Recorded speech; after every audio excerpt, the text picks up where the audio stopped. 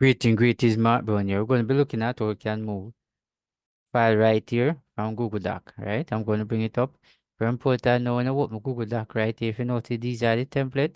But if you come down right here, to recent, so these are what you want to remove, right? So how can you remove it? You put the cursor on it like that, you right click. You notice you can rename it. Remove right here.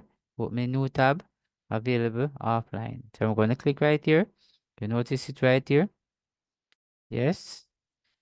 So right here is a move to trash.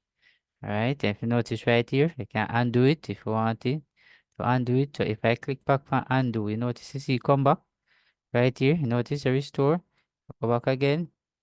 Click. And there you go. I move it.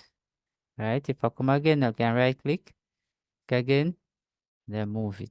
So this is the way how you remove a file from Google Doc. So thanks for watching. See you in the next video.